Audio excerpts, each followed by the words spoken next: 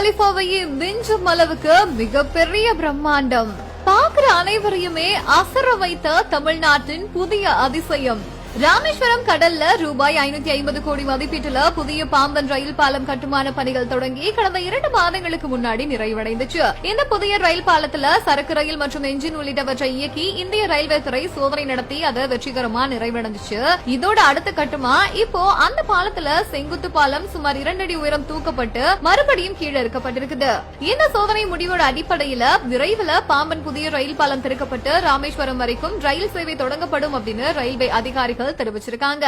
அதே மாதிரி பாம்பன் பாலம் திறக்கப்படுவதற்கான தேதியை இந்த சோதனையோட முடிவின் அடிப்படையில சீக்கிரமாவே வெளியிடப்படும் அப்படின்னு சொல்லி இந்த ஒரு வீடியோவையும் அவங்க ஷேர் பண்ணிருக்காங்க.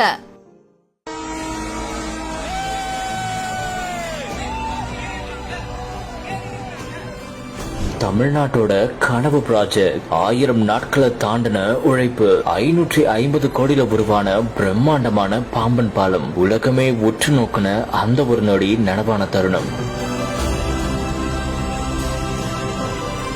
ராமநாதபுரம் மாவட்டத்தையும் ராமேஸ்வரம் தீவையும் தமிழ்நாட்டோட இணைக்கிறதுக்காக பாம்பன் சாலை மற்றும் ரயில்வே பாலம் 1914ஆம் ஆண்டு உருவாக்கப்பட்டுச்சு. இந்த ஒரு சூழல்ல பல காரணங்களால அந்த பாலத்தோட உறுதித்தன்மை ஒரு லவ் ஸ்டோரிடா. டைரக்டர் தான் ஆகணும், ஏன் ஹீரோ மாதிரி நடந்துக்கிற?